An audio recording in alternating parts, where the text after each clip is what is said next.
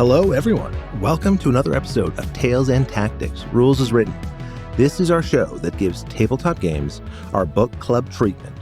Join us as we dive into games you know, you've thought about, or you may never have even heard of. I'm your host, Troy. Joining me is our co-host, Max, and working with us behind the scenes is Jay, our producer. Today, we're talking about Fabula Ultima.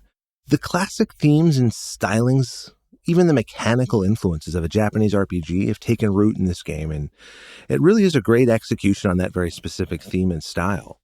In terms of the type of game it is, it's pretty fresh and new. It's been around for a couple years now, but it is a very mechanically interesting take on a role-playing game, maybe a systems-forward take.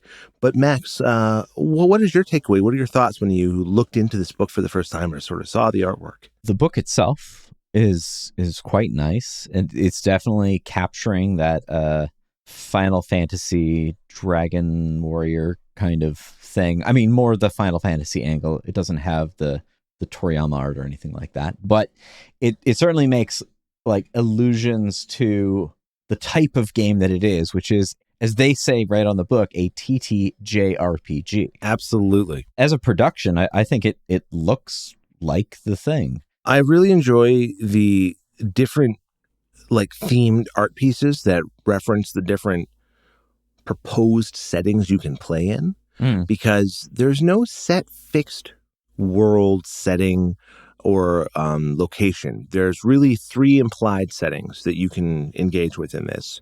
Each one of those at the time of this recording now has its own source book, so you can really deep dive on your specific theme. However, to keep it just to the core book, we're going to discuss how you go about looking at setting up your own world into session 0, your character and creation, and the simple but pretty efficient dice system that you do use in both conflict scenes and the resolution of skill checks and other challenges. So to give you some background, to kind of get into the origins of this game, this is a TTJRPG, just exactly as you say. It is inspired by Final Fantasy, Chrono Trigger, more modern games like Bravely Default. There's a lot of heritage to these. Think of like Super Nintendo, PlayStation 1 era games that this is specifically referencing. Sort of, I don't know, to maybe make a controversial statement, before Kingdom Hearts. That's kind of what we're talking about here. Yeah, okay. And it was created by Emanuel Galetto, and it was designed to really get the JRPG storytelling. And by JRPG storytelling, they do kind of mean anime manga storytelling, you know, more specifically. It seems to suggest the fantasy that you're playing out is something akin to a manga by way of a video game JRPG. That's absolutely what I would read too. Like, it feels like you're taking an adaptation of a manga or an anime show, and you're playing the system game version of it, where you're like pressing the buttons this time yourself. But it's meant to be like capturing that specific type of storytelling, because I don't feel like JRPGs themselves have like their own type of story. They have tropes that they rely on, but those almost feel like they come from those other types of story formats first. It might be interesting to dig into where some of those tropes come from, but yeah. Well, nearly every JRPG has something of its own sort of plot. It kind of rhymes a lot of the time with other JRPGs, at least in my own experience. Or certainly, like if I was to use Final Fantasy as an example, there is a sort of directed path that takes, and different ones take little twists on that. They're almost in conversation with each other, though they are uniquely separate plots. And that's nice because you can play the same experience, but I find that I personally, and from people I've asked, they don't necessarily, not every one of those plots speaks to them. So I guess the advantage is that you can pick the one you like, or the handful that you like. That's my experience with Final Fantasy. Like, I have a favorite from the different generations, so to speak. You know what I mean? Right. Like, this is I'm a Final Fantasy IX guy when we're talking about the PlayStation era, right? That's the one that spoke to me, that connected with my original memories of playing like Final Fantasy numero uno on the NES, right? Like way back. Like, I remember playing that with my cousins and being like, what is even happening with this game? However, I'm intrigued. And it really like sparked my imagination. And then thinking about playing Final Fantasy IX in the future, it was like, ooh, I remember those words, you know, like red mage. That means something to me. Yeah, So yeah, that was cool. That was a really fun crossover. And Fabula Ultima is relying on that same sense of nostalgia because it's taking things that you might be familiar with, like levels and classes and, you know, turn-based combat, but it's also trying to use really like collaborative storytelling, narrative meta points to like let you play out those specific manga fantasies with your GM, giving you a lot of say in that conversation. Would you call this a rules light game? It's like a rules light game that has the rails up because there's a lot that it defines for you, but none of the things within those definitions that you'll encounter or have to go through are like super complex. So the specific mechanics are pretty interactable and light and easy to use. A lot of the times you're just assembling a dice pool of like skill rocks. You know what I mean? Like, what are your relevant attributes? Put those dice in, roll them, see if you beat your difficulty level, consider modifiers, and you're ready to go. That's the basic system for many of your game's interactions, right? And once you get to grips on that and how that works, you can run through the rest of the game. But one thing we've talked about sort of before we got into the show was that the game itself gives you defined roles and ways to interact with it at the different scene types that you're within, right? And it's not, I wouldn't say strict about it, but it is more defined and structured than a more free-form approach that other rules light or even other rules heavy games could take. So it's something that's interesting, and you almost get used to filtering your decisions into the context of how this game works in some senses and some of the more like organized phases of play.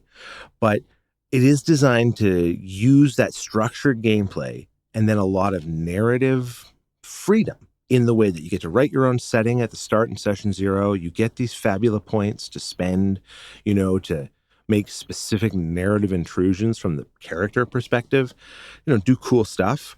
But at the same time, you do have these systems that are going to specifically govern how this is all going to play out and the roles that you're going to fulfill in the different scene types. Is it's a very scene-based role-playing game where these different scenes are laid out to fill out a session. When you get this game, what's the book? What are we actually getting? It's like 360 pages. It's quite big. It's very laid out and colorful. There's great art. You pointed out that it's not a full-scale book. It's more of a digest scale. Is that right? I'm not exactly sure what the print dimensions are, but based on how the words are scaled to the page and the actual dimensions of the page itself, it looks like it's probably a digest-sized book, though it might be scaled up from there. I'm not sure. Okay. But it's definitely not a full, like, it's not using 8.5 by 11 pages like you would in a standard, like what we'd expect to think of as a rule book. Right. Okay. I gotcha. Yeah, and it's formatted in that way so that there isn't a ton of words on a single page, but it does present the art quite well. You kind of think of it like a really thick zine. Okay, yes, that's not wrong. And it has these really well broken down headers, right? So as you go through a section, it'll be like, what is the game about? Heroic, fantastic action, description of that. A game of heroes and villains, a description of that. Like it breaks everything down in a way that you can scan a page and kind of find your key points. So I like the layout and the art of the book. I think it's crisp, clean. Oh yeah, no, I was just going to say about the art. I'm trying to think of other games that have the specific style that's featured out by, like, I think whoever the main artist is. One example that's close to it is something like Final Fantasy Tactics. Like a lot of the portrait art is reminiscent of the art in this book. So it uses like colored hatching and very like muted tones. Yes, that's a really good point. With obvious like brush texture and stuff like that worked into it. It actually looks really good. I think there's a few different varieties of art that comes up. There's some that has maybe more of a Miyazaki-like palette where it's a bit brighter and more colorful. It does run a range, but I think it sort of tries to stick around that very like refined looking JRPG art. Yeah, totally. there's some cartoons in there, like, or sort of more cartoony elements, chibi looking characters. You kind of get this mix of a more, I guess, realistic looking character and then much more of a cartoon characterized depiction of someone. I don't have a problem with that because early, say, like Dungeons and Dragons and other games like that would have like almost like Mad Magazine style cartoons that would make the point of something. So this just seems like the equivalent of that. It doesn't feel tonally inconsistent because I have precedent in my mind for that existing. Yeah, for sure. And it does a really good job of setting up how to play a role-playing game, like in sequence of the way you would read the book. Like, this is how you'd roll the dice to make a skill check. Heck, this is what the dice even look like, so you know. So it takes a pretty foundational approach to teaching you what a role-playing game fundamentally is, but it does a good job of doing that.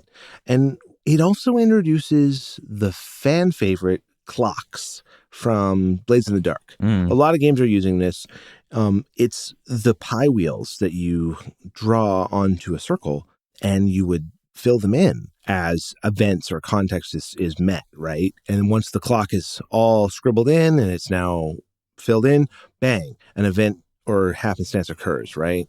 So how this is meant to apply in this game is that it's a timer or a cooldown or a countdown typically used in like a boss fight.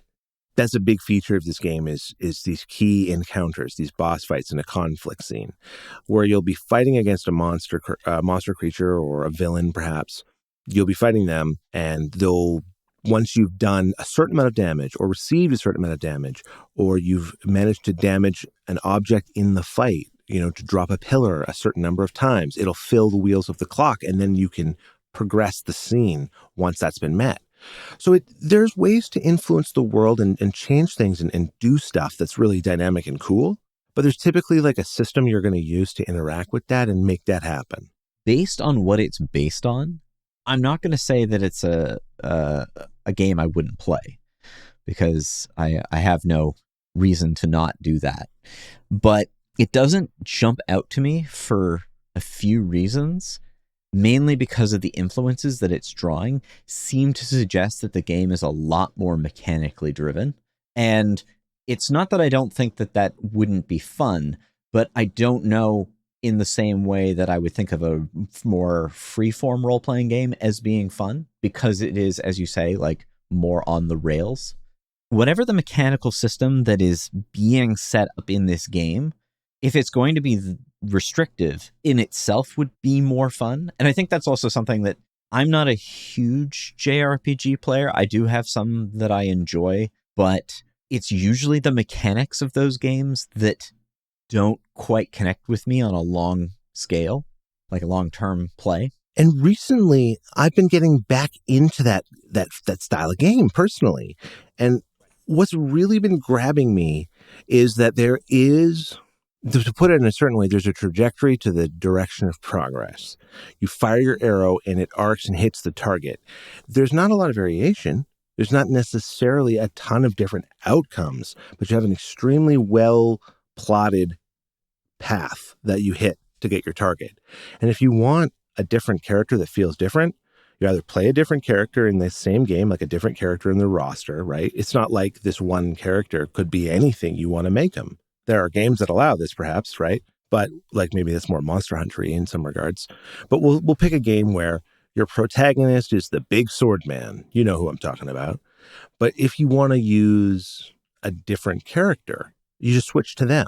It's not that the big sword man can put that sword away and now be a crossbow fighter. The game doesn't really work that way.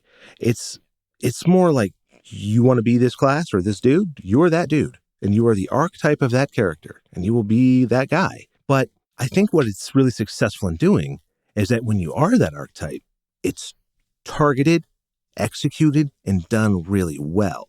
It fulfills what that archetype is meant to be. And what gets kind of cool about this game is I'd like to talk about character creation next, because you have 4 core attributes, but you start at level 5. And you don't start at level 5 within a Dungeons and Dragons context where you have Fireball. You start at level 5 with the ability to spread those out because you're expected to multi-class a minimum of 2 classes on character creation. So you're either going to be a 3-2 or even a 2-2-1 split of your levels across other classes.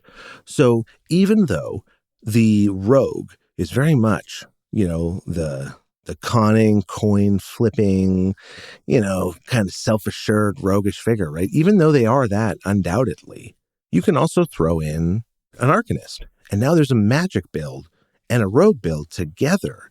And even though those each have more of a set progression in the way that you kind of go about advancing through those different classes, it's the way all these classes then overlap with each other that things start to get much more unique. I definitely like to see that because it suggests that, at least, as I was saying, like, if the focus is going to be on the mechanics and the system more heavily than, say, improvised environmental play in combat and stuff like that, it's nice to see that at least the builds in the characters are quite dynamic, that multi-classing is kind of a given. Something I would say is like when you get into this game, yes, combat is ranks, where I'm on my team and I'm ranked front or back and they're on their team, effectively the same. And we fight from these more static positions, and we don't maneuver on a grid. We don't have hexes. We don't even have range bands in the same way that you might think of like the Star Wars RPGs have done, or Terranoth or something. It's like, think of a battle in a JRPG in a Final Fantasy game, or Dragon Warrior, right? So it has that certain structure, but it's almost like where there's a lot of structure there, when it comes to you telling the story itself, these Fabula points, which is something you get 3 of on character creation, right? To bring it back to character creation, You're going to get 3 of these per character. These are like super points. They're meta points, and they can do a lot of what meta currencies do. But you can invoke a bond, which is a character relationship you also define on character creation, with someone else in the party. And that can allow you to get certain bonuses, trigger certain advantages. In addition to this, you can also trigger an insert narrative plot point from the character. You need to collaborate with the GM. You don't just get this like magic bullet, but it is an option for a player to be like, hey, you know what? That's my long lost brother. And he comes in the room and we don't even like each other because of some drama, but that's who he is. And we're going to do a scene with him now. And the GM can be like, you know what? Yeah, but he's got an eye patch now. And you're like, oh, even better. You know what I mean? All right. Like it's kind of like you would be able to, it's like the freeform part of the game isn't necessarily in how you do a sword fight, but it's in how you would approach the very way that you share the storytelling balance at the table itself. That's almost the way I would look at it.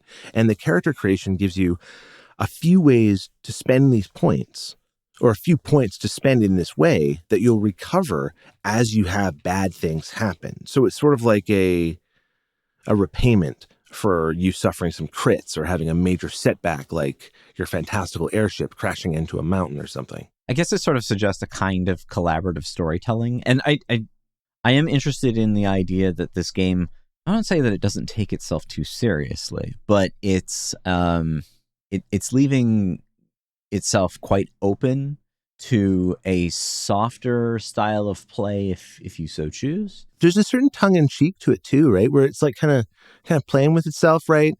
Like you're fighting slimes. I mean, it's still very dramatic in the sense that you could have tragic loss and have fights that could really like end up costing you. And to jump out of sequence here in terms of the way the book's laid out, like when your character dies, it's not really something that can happen from an arrow to the neck, right? You're not going to get like OSR'd, you know what I mean? Yeah. But like when the time is right and you're like, oh no, the main villain is here with his army and my heroes have to run away at 5 health each, I'm going to sacrifice myself as the warrior guy. You know what I'm saying? Like that is how that works. That's the death. So it's part of the process of the narrative, less than it is like specifically something that happens because of the mechanics, but it is in itself like a very mechanical use of death. Like when I die, it's going to fit this template of usage within the game. Right. But narratively, it's meant to be very impactful and fulfilling. So again, it's kind of interesting. Like, yeah, the game systems themselves are a little more targeted and focused in their regards, but like that way that you're working with the GM to tell the story from the ground up. Like in session 0, you're going to approach the creation of your world with a few things. I guess I'll just finish character creation quickly because we didn't hit attributes, but then I want to mention this session 0. But for your attributes, you'll have dexterity, insight, might, and willpower. What's interesting about them is they're ranked on a die, and that's their relative value. The higher the die, the better the skill. And you mix and match these depending on what you're trying to achieve with any relevant modifiers. You roll it, bang. So it would be like a dex might, you know what I mean, to try and like pry something open. It'd be a might to smash that open.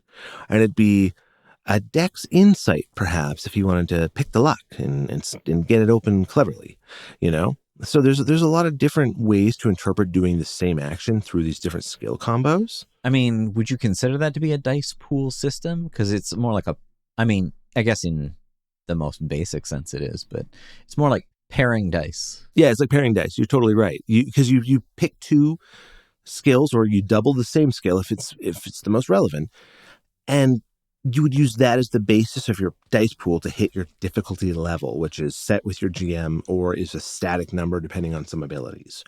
And when you achieve your goal, you move on. There's ways to achieve with consequence. If you fail, there's optional rules for that for the GM to employ. Like, oh, I get in, but I break my lockpick off in the lock. You know, now I'm without the tool. You know, stuff like that.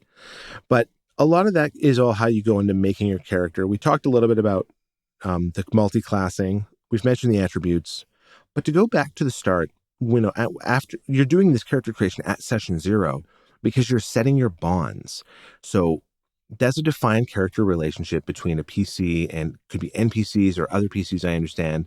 And what you're going to do is you're going to invoke these to improve rolls. And that's a use of the Fabula points. So it's like an inversion of the ones in Delta Green. Yes, that's funny. Well, I mean, those are beneficial too, but it's at the cost of those relationships. Yeah, totally. This is almost like you call in a friend and he shows up in his gyrocopter to throw a ladder down to you to be like, climb up and get out. And then he pulls you out of the burning castle or something. Cool stuff like that. It's like a heroic interpretation. Yeah. Yeah, right. Like it's kind of like a way to have divine intervention through friends, you know, through the use of these Fabula points. And the other way in which you're defining this world is you're going to look at these pillars. And these pillars are kind of like, they're really interesting because they're going to be like the way that you address the JRPG-like considerations of the world. And it does imply a setting by just going through these, right? It's not totally vacant of an impression of the world you're going to be in, but you'll look at a world in peril. So you're like, okay, is that appropriate for us? Or is it communities in conflict, like guilds and kingdoms fighting over stuff, right? Or maybe it's a journey of discovery and it's about exploration, change, and growth, right? So there's like these different pillars you choose to employ that will pick what are the predominant themes and ways that you can expect your game to go. Gotcha. And it's part of the session 0 because the GM doesn't do this alone. The players do this with them. It is meant to be done as a shared process. I've done it as a solo exercise just to kind of see how it works. And it's fun because you kind of get to, you start thinking about stuff that it's not asking you to think about. You start like wanting to draw a map. You start, you know what I mean? Like it starts making you want to put up a map with where the mountains are and where the people are and where a cave is. And, oh, there's a river now. And that's the boundary of the country. It's cool. Like, you know what I mean? Like it starts to give you impressions and ideas that you want to take further than just the questions it's asking you. But you will go through that process and you kind of get explained the main themes of the game in the GMing chapters where it's sort of like, and the intro chapters where it's a lot about like heroism and destiny and doing exciting things and, you know, like definitely doing the heroic fantasy. Like it's not very cut pursy in any regard. Yeah, it doesn't have that underhanded feeling. It feels more like high adventure. I mean, you could play an entropist Darkblade who's like dark magic assassin. Like that's a character you could be but they wouldn't be the same character as they might appear in perhaps a different interpretation of a setting, right? They would feel different in this world, but they could still be like your tough, cool, edgy guy. Like you could make that if you want. It's not a problem. But it's going to be through the very specific lens of this game and the inspired materials that have influenced it. Yeah, agreed. I did make a character, and I wanted to just like give you a rundown of them. Yeah. Their name is Torton the Unyielding. They are built. They're a huge built, like kind of. They're like a humanoid guy, but they got like horns on their head. I've been playing a PS5 game that's really got me like back in the JRPG mind, and it just looks like one of those guys. But you go with identity, theme, origin. You then define your class. You assign your dice to your attributes, and then you get your derived stats out of that. Mm. And then, of course, you get some equipment to begin with. For this character, the identity that I've rolled is Loyal Commander from the Ancient Forest. Their theme is duty. Their origin, of course, being that ancient forest. Their class is level 1 in Guardian. So they're just a quick start. Oh, sorry, level 3 in Guardian, and then level 2 in Orator. So that's how they begin as a level 5 character. So it's kind of like by making Guardian and Orator the choice, that's where Commander comes from. Right. So you've built that out of these two choices. Exactly. So it's kind of like the class you would call your character is perhaps different than the assemblage of classes you've taken, right? Because you might not call yourself like, hey, who are you? Well, I'm a Guardian Orator. But maybe you would call yourself that, right? But maybe you would refer to yourself as, oh, I'm the captain of the guard. And everyone would know who you, like, maybe that's how that works. So it's that way where I almost feel like there's two streams of thought you're having with this game. You're having your totally free-form narrative jam-out session where everyone gets a say and you're having a blast. And then you have your very more mechanically themed and developed, designed, progressive path where you're following a certain set series of things that you'll be doing. And it's kind of like those merging, how effective that is when those two things touch. Right. And I think it's well done. I do think it's a successful game in giving you the player the choice to influence the world and the GM the chance to push back without it losing a context. Like some meta points that I've seen kind of feel just like a separate thing that you just have access to in your brain. Mm. And sometimes I'll use a meta point in my brain that doesn't really represent anything in the world. And the GM might be suffused with a matching point because I've spent my point, but it also doesn't represent anything in the world. It's just between the GM and the player swinging. In this, the player character has Fabula points rooted to themselves, and the experiences that they have will get them more of them. And conversely, the GM has villains. They are the equivalent of like super NPCs. They have their own set of abilities, and they have Ultima points. And they can spend these to effectively recover on, like, Team Rocket is blasting off again. They would spend an Ultima point to not be dead from that horrific fate. Right. They would come back with an Ultima point. If you're Frieza in Dragon Ball, you can come back and, not my final form yet, and level up into a new form by spending an Ultima point and, like, actually transform and get a new stat line. So it's like a meta point that has like more purpose and context that I really like. And on that same note, we've talked that there are scenes. It's this very scenic approach to doing a role-playing game. So it's not like this free-flowing time stream where you're kind of like, we're at the shop now, and that's a couple hours. We're over here, but now we're here. It's more like here's our scene at the shop, and this is our perspective on the scene, and this is the conversation that happens, and we cut to the next scene. You know what I mean? And there's different classes of scenes. And one of them is particularly interesting to me in that it's a GM cutaway where you would like jump to somewhere where the player characters aren't. And you can show a scene from the GM perspective of like a villain plotting. So think of jumping to Kefka in Final Fantasy VI. You know what I mean? It's totally that moment. It's funny because with a game like this, I'm more accepting of that idea than than I would be in, say, something that was more of a grim mystery kind of game. Like, it might not necessarily be the JRPG aspect, but it's more of the, I want to say, optimistic fantasy. Yeah, that's pretty... It adds that sort of like level of narrative quality that I think it makes jumping out of character into a different scene feel more appropriate, as opposed to what I think in darker fantasy that works is not knowing what's going on and then having to figure that out. Yeah, totally. There's like information isn't as much power in this world. You know what I mean? Mm-hmm. Like, power is like your bonds and your connections that you spend your Fabula points to use, right? Information is like valuable to know where to go next, who to speak to, how to do these things.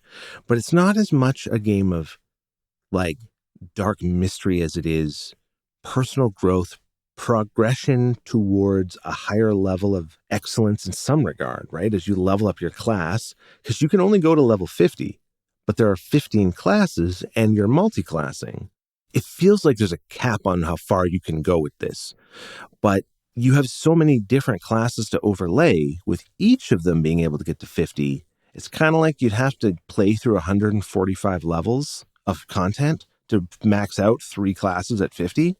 And that's more than one campaign easily. When you say that it maxes out at 50, are we talking about the class, each class, or the number of levels that a character can acquire?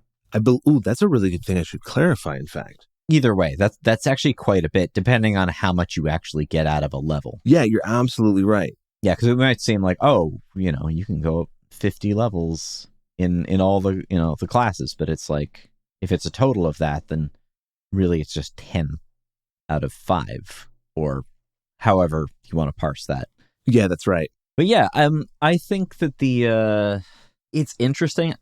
No, I wouldn't say that I have mixed feelings about it, because I think that it's so true to form that I can't really say that I wouldn't enjoy it, because there's this idea of it knows what it is and it's trying to be that. I can always appreciate and get into that thing as long as it isn't necessarily contradicting itself. So like the fact that it uses effectively, in some ways, undefined points for things like items that are then, it's almost like you have a different kind of like magic point system, except it's for potions and the like. Your inventory points. You're absolutely right. Yeah, the inventory points was an interesting idea. There's precedence for this in things like D&D, like a bag of everything, where as you pull things out, it has a certain amount of weight, but the objects in it are undefined until you want them. Some people just set it as a kind of way to hand wave equipment, but I've actually used it as a magic item where the thing is magical and you're basically like manifesting from proto matter into solid matter, and you can't put it back. And in fact, you can't even put it back in the bag.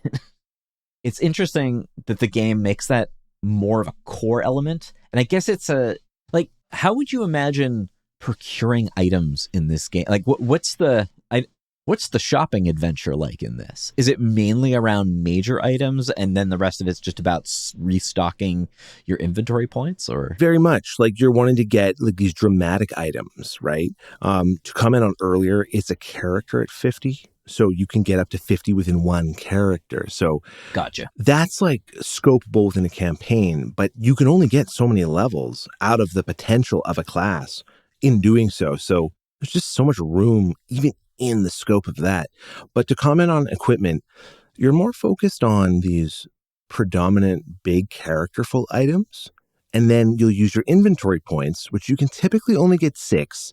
But people like tinkerers, they can get more. And that's part of why they're valuable, is they're almost like the engineer of the party, very specifically. And they can do projects as well, which we'll comment on later. But what this would be is a character with more inventory points, more things they can pull out of the bag, and more valuable things they can more consistently get. Because if you want to grab your big heavy-duty potion, that's going to be like half your inventory points right at once for your health tonic. Again, this is sort of the mechanical interesting aspects of this game kind of come down to in the way that other games might have a series of ability scores and then associate a class with some or pairings of those different ability scores, this does that, and it also does that with the different meta currencies in there. Yes. Things like hit points and magic and inventory. Yeah, because you do have mind points, which is your currency for use of abilities and magic, and that's a big part of the game as well. And when you're in your turn-based conflict scenes, you do have initiative and things like that, right? But that's when you'll be able to use a lot of your abilities and your magic and some of these big set piece things that come at the different levels of your character, because you'll get to increase your attributes. That'll happen. But more commonly, it's going to be characteristics that you derive from the different classes you are taking part of with your level progressioning. Just looking through like how combat's handled, there are the sort of classic things that I don't know how it would play out, because this is maybe where I'm a bit two minds about it, because as I said, it is true to form, but it's something that like a video game would do more easily because there's a program managing it as opposed to a negotiation. So these are things like the command line.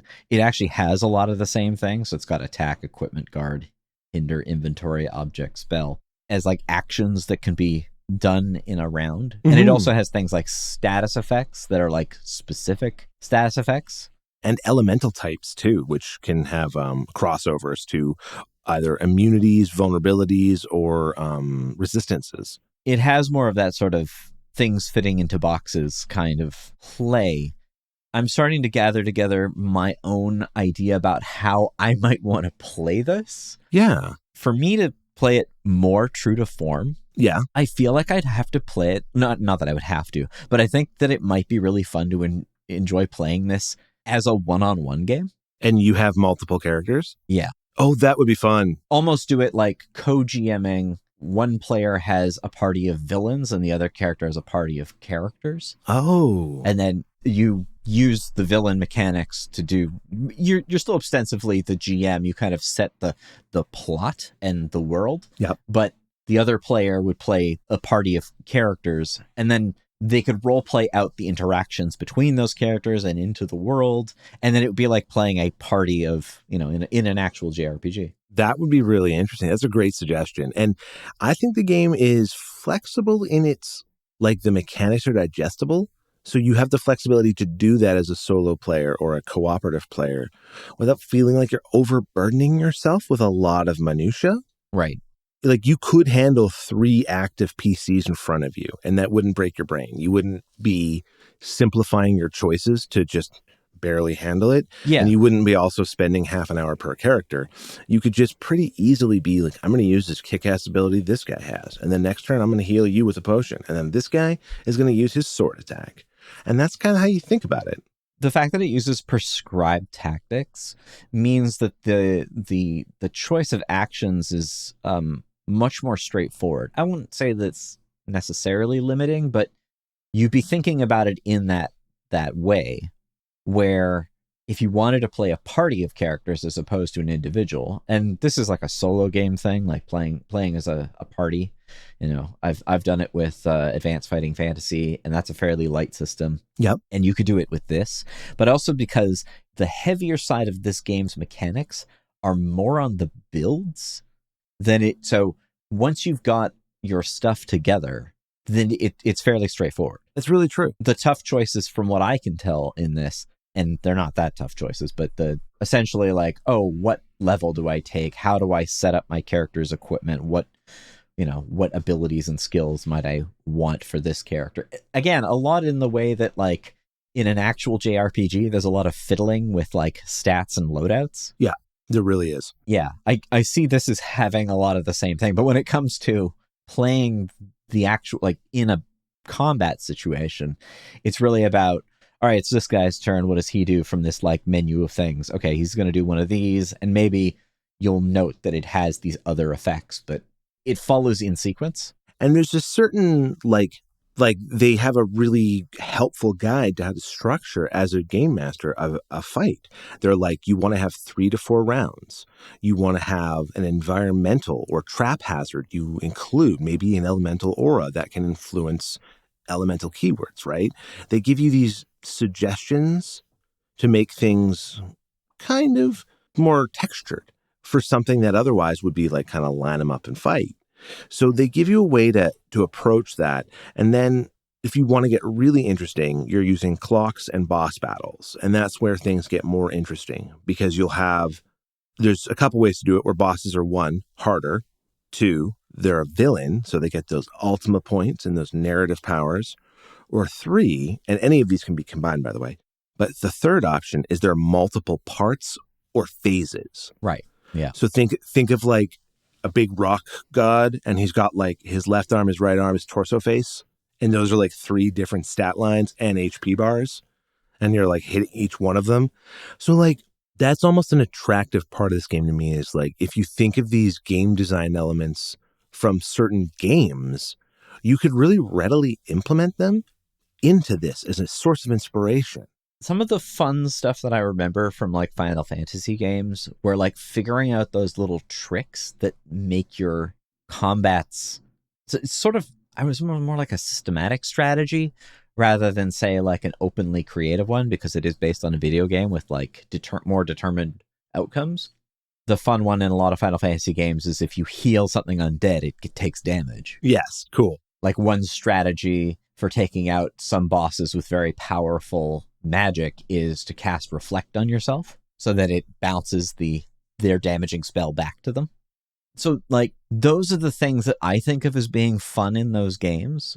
But then like if I think about the duller parts, it's just like grinding through stuff. So actually I had a question about this, and this is an interesting point that crosses from its source material down to like the fact that it's a tabletop game, is how is initiative handled? So initiative is side initiative, and it's rolled based on the characters in your party, and there's an initiative modifier. So like monsters have static initiative, like they'll just have a value that they go off of, but your party will have an initiative modifier. You roll off, whoever gets the side initiative will then get to go in its entirety before the other side acts. So the idea is kind of like your party can kind of like 1, 2, 3, 4 with everything they've got. And if it's not enough, the enemy gets to do their 1, 2, 3, 4, where they do everything they can in their most optimized, or maybe not, but probably their most like optimized sequence of hits, right? And then you as the party talk it out like, who should go first this time? You're like, oh, well, you know what? First, let's hit this guy to see how bad he takes it, to know if we need to keep hitting him. Good point. You know what I mean? Like you'll work together to assemble your most favorable order for that turn. But it's a side initiative that you're going back and forth on. Okay. So, I mean, I guess that allows players to then interact with each other because, you know, JRPGs have all kinds of different ways of determining initiative, but the typical one is it's either set order by individuals or it's automatic turn based. Yeah. But it'd be hard to get a cooldown counter into a tabletop game. Well, that's what the clocks can help with. Yeah. I kind of saw the clocks as being sort of a measure in that direction. Yeah, and the thing about a clock is it really can only go up to about 8 slices, before you're getting fiddly.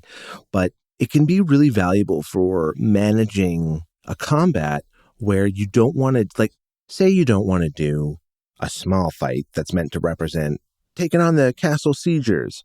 You can use a clock to have waves of enemies to simulate a bigger fight than your characters are ever managing at one moment, right? So there's like use of the clock that can really help you within the context of telling a cool story or setting up cool fights. But again, it's because you're thinking of the constraints of the system. I don't like to use the word constraint, but still. It's appropriate in this case. Right. So when you think of these constraints, you think of how it functions in a mechanical capacity.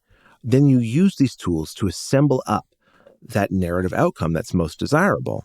Then when you're in that narrative freeform space, you can throw Fabula points in there. You can do crazy stuff and get freeform with it. But then it all has to filter back down to these systems where you're then going to think about maybe it is a clock that will employ best, and maybe it is an ultimate point that'll be necessary to fulfill this narrative objective that we're doing here.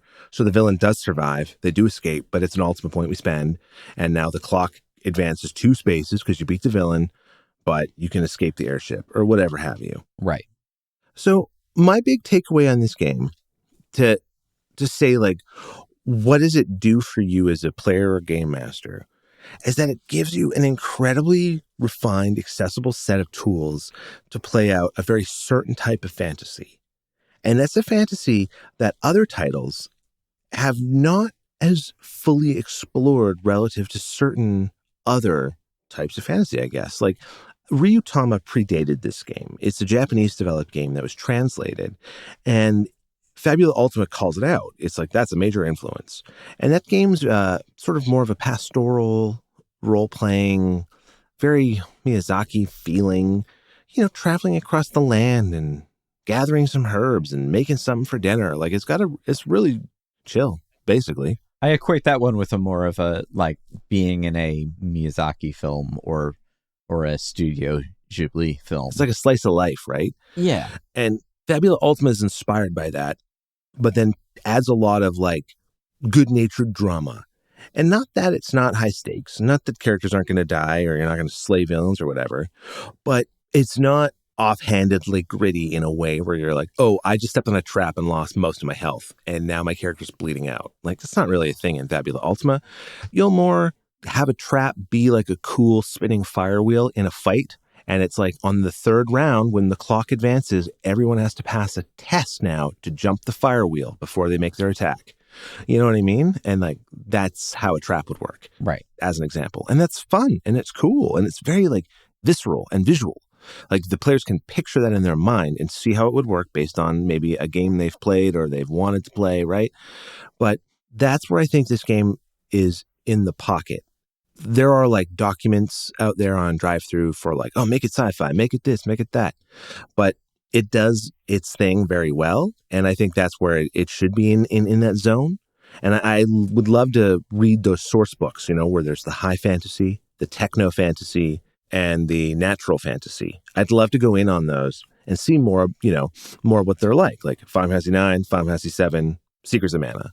That's kind of what I see those as. I mean, you could lump together other ones like techno fantasy. Yeah, that's like 6, 7, 8. Yeah, totally. 8 being probably one of the wilder ones. I like 8's story more than I like its mechanics, but it does have a cool story. My favorite thing about that game is that you can break it by just grinding profusely and then junctioning tons of magic to your attack. So it's poorly balanced, and I find that fun. It's an interesting thing to decide to build. I think the part of my sort of reservation about it is that it's so many stages removed from the thing that it's eventually, like, come full circle with.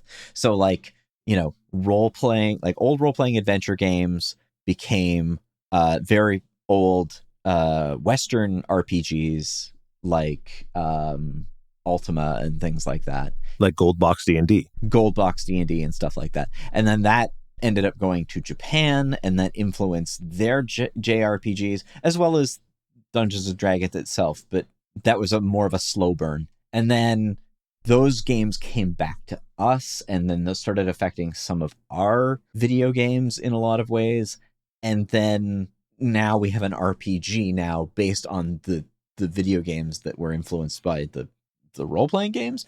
Like, okay, we were talking about this before, but, like, another game that has this sort of, I won't call it unintuitive, but it has, like, a particular perspective in play is the War of the Ring RPG. Oh, okay, yeah. And in the way that, from my perspective, what it seems to be trying to do in what players can do in that game is trying to emulate Tolkien's style of writing, which is this very, like, omniscient third person that exists both in the past and the present at the same time. Yep. And not so much like a pulp story where it's like what is happening right now in this moment, boots on the ground, mud, blood, the whole deal. Yeah.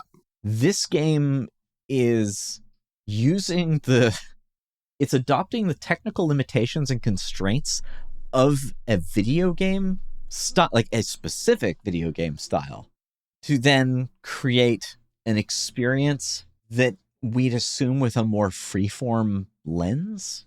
It's like adopting those restrictions into a formula that some people have very firm ideas about how open-ended or free form that it should be. Actually, arguably, it might be closer to original Dungeons and Dragons when it was still very much connected to its wargame roots. So it's not an absurdity. The absurdity, as I said, of this game, in my opinion, comes from the fact that it's like this full circle of development. Yeah. But in a weird way, it's somewhat closer to that more mechanical dungeon crawler. But now it's not a dungeon crawler. It's like a mechanical adventure. I want to say that, like, as much as I'm a bit dubious about the game generally, I don't think that it's wrong in any sense. I just don't quite...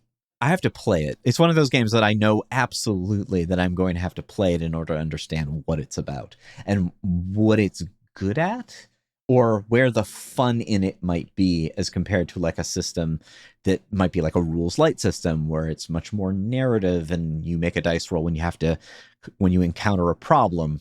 Something that's more war game tactical that, like, oh, well, I'm imagining myself being in this place, but then I have to like crawl over this tree and then sneak through the brush to then take someone out from the back, right?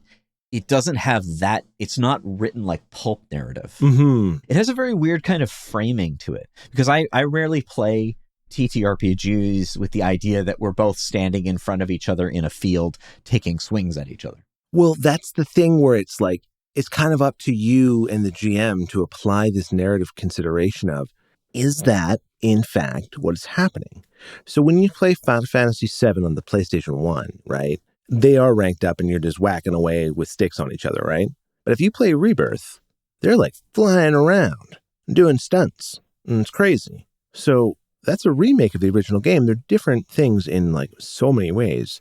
But what is truer to what is, quote, actually happening is kind of at the discretion of the table in such a way as like, do you leave it at I strike, or do you embellish? It's not to say there's no point to it, but it's to say like, you can flash it up as much as you want and it almost doesn't cost you anything because it's not changing anything. It's not like I'm going to like, okay, this is the example I made earlier, was swinging on a chandelier to punch a guy. There's not really a clean, like, you could make an agility check and leap and grab it and then make your attack roll and add your attack bonus. And like, you could do that in many ways in a D20 game, we'll say. In this game, you could just say you're doing that and use an ability that's like my power strike and describe it as such, right? So it's not like you're not able to do that, but are you as meaningfully able to do that with consequence? I think that lens shifts out of the tactical moment into the storytelling moment, where you're then able to more deliberately like change the course of the narrative through your like Fabula points and through the collaborative process of building out the world. Yeah, that's interesting, because like you might think that I'd be like, oh yeah, well, I try to work those things in, and obviously, as you say, you can, at least from an aesthetic point of view. But I feel that the way this game sets it up, I would play it like a JRPG. Because that's what it's actually purporting to be. Yeah. So I would try to see if I could get, like, I wouldn't limit it to that, because it would be an open game, right? Like I could drive the plot into whatever way I thought would be interesting, which is something that a JRPG can't do. The joke being that if you talk to somebody, they only say the same line over and over again. Yeah. Unless you fulfill some triggered command that hello, changes. Hero. Yeah, right, exactly.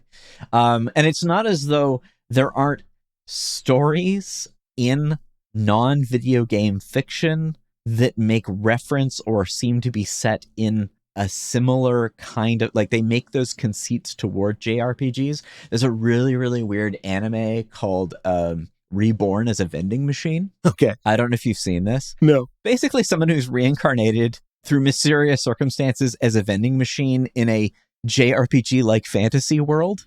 And they basically become part of this adventuring party by supplying items to them.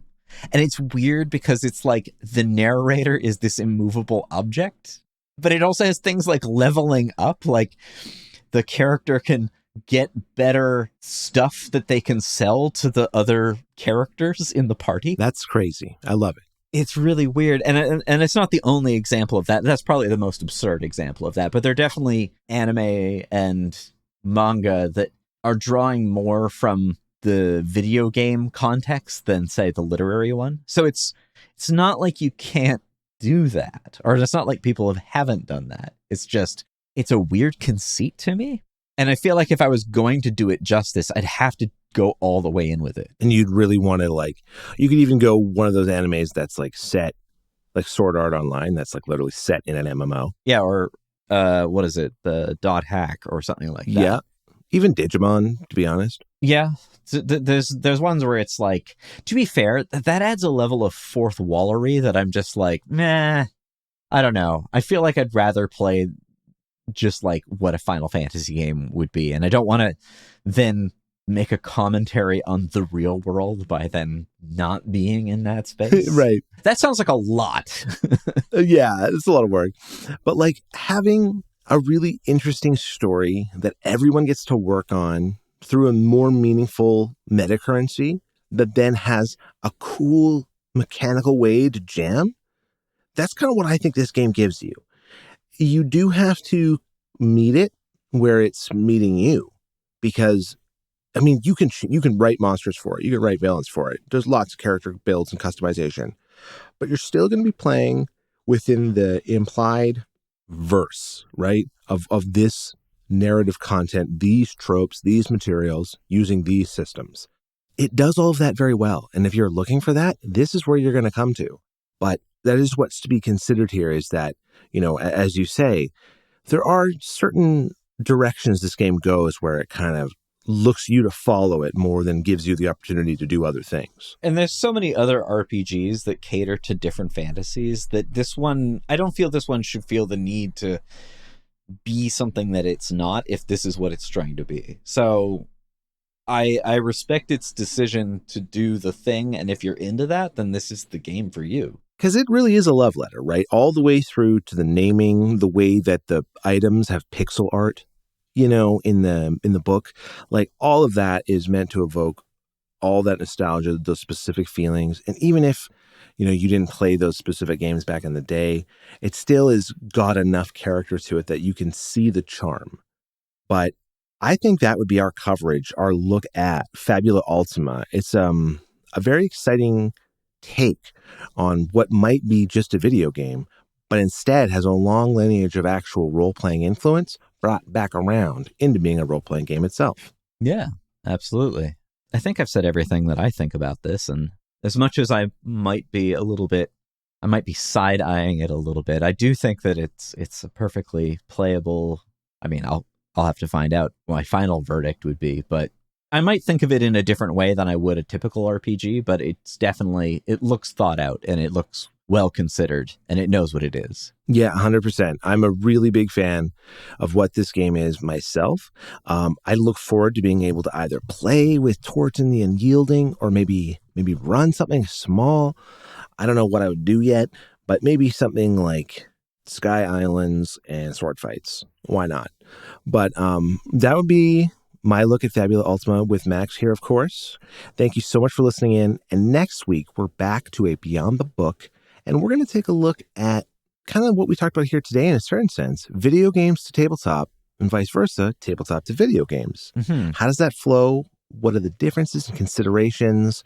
Not just a game that's turn-based going to another turn-based game, but how do you then convert games that are not just a mirror of the systems of the other title? So we'll take a deeper look at that, but thanks again for your time and have an excellent rest of your day. Have a good one. Happy gaming. We hope you enjoyed delving into today's episode. A big thanks to all of you out there for joining us. If you want to continue the conversation, you can find us on Instagram and YouTube at Tales and Tactics Podcast, or on all popular podcast platforms.